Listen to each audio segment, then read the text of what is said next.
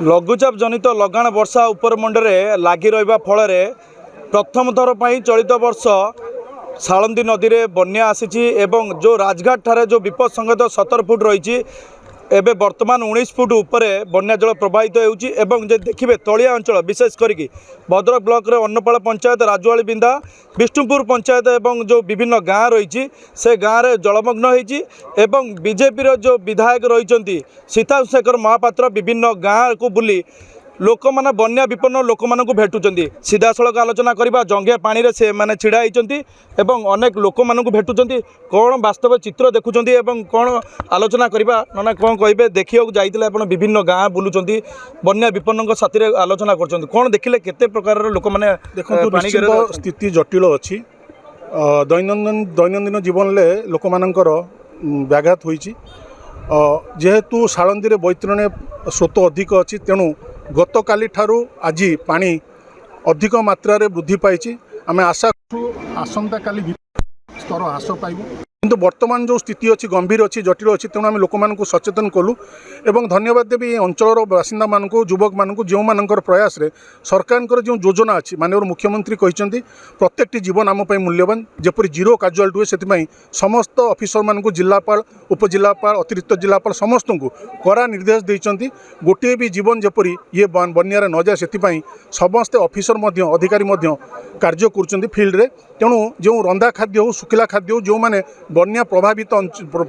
बन्या पीड़ित पाखे किपरि आमर प्राथमिकता रही किपर पाखे सुखिला खाद्य और रंधा खाद्य पहुँचो एवं जो प्राणी संपद रही गो संपद कथा आम कहते गोखाद्य किपरि पाखे पहुँचो तापर पानी कमिला जो माटी घर गुड़िक जो गुड़िक संपूर्ण नष्ट हो जाए तार आकलन कर किपरि सरकारी सुविधा दि जाए से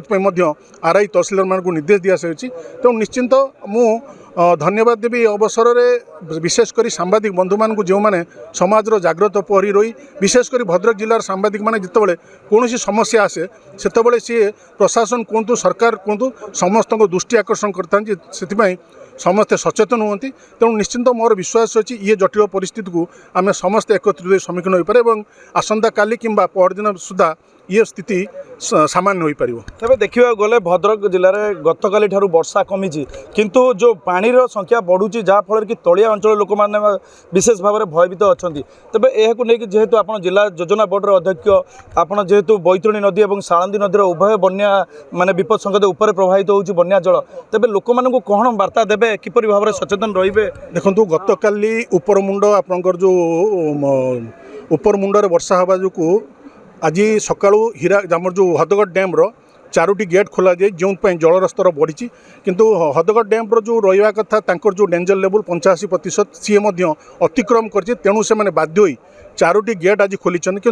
निर्देश दि जाए से 85 रखिए तेणु ता उपरू गले से गेट जपरी न खोलती कि 85 भीतर रखापी प्रयास करेंगे निश्चिंत सी अधिकारी जे सेटार अच्छन सी कहते आसंता गत काली ठारू उपरमुंडर वर्षा नहीं तेणु स्वाभाविक हबार समय निश्चिंत आज रातिटा आम टे जटिल रसंता काली ठारू स्थितिर निश्चिंत परिवर्तन आसो निश्चित भाव में लोक मान जो भेटिले जाकि लोक मैंने किसी छात उपर अच्छा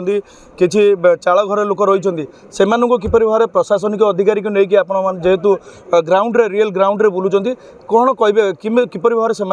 इवाकुएसन कर रंधा खाद्य सुखिला खाद्य जोगाई दिहब और अधिकांश समय जेहेतु पिला छुआ मैंने अच्छा साप बेंग सरीसृप भय रोचे से कौन सब व्यवस्था कर देखु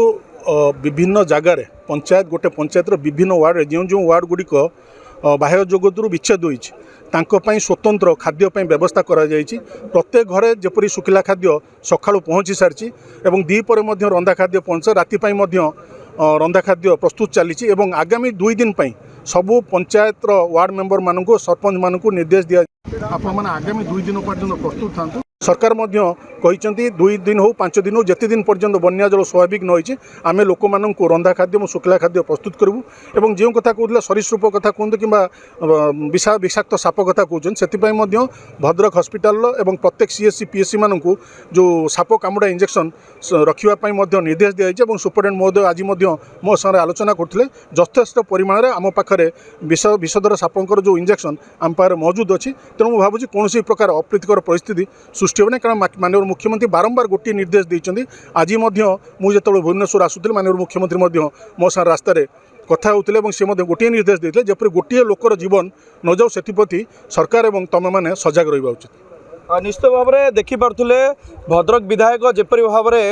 ଜଙ୍ଘେ ପାଣିରେ ପଶିକି ଗ୍ରାଉଣ୍ଡରେ ଲୋକମାନଙ୍କ ସାଥିରେ ରହି କିପରି ଭାବରେ ବନ୍ୟା ବିପନ୍ନଙ୍କ ପାଖରେ ପହଞ୍ଚୁଛନ୍ତି ଏବଂ ଶୁଖିଲା ଖାଦ୍ୟ ରନ୍ଧା ଖାଦ୍ୟ ଏବଂ ଯେଉଁ ବିଭିନ୍ନ ମେଡ଼ିସିନ ଯେଉଁ ଦରକାର ସରୀସୃପକୁ ନେଇକି ଭୟଭୀତ ନ ହେବା ପାଇଁ ଲୋକମାନଙ୍କୁ ମଧ୍ୟ ସଚେତନତା କରୁଛନ୍ତି। ତେବେ ଯେହେତୁ ଦିନେ 2 ଦିନ ଭିତରେ ବନ୍ୟା ସମସ୍ୟା ଦୂର ହୋଇପାରିବ ବୋଲି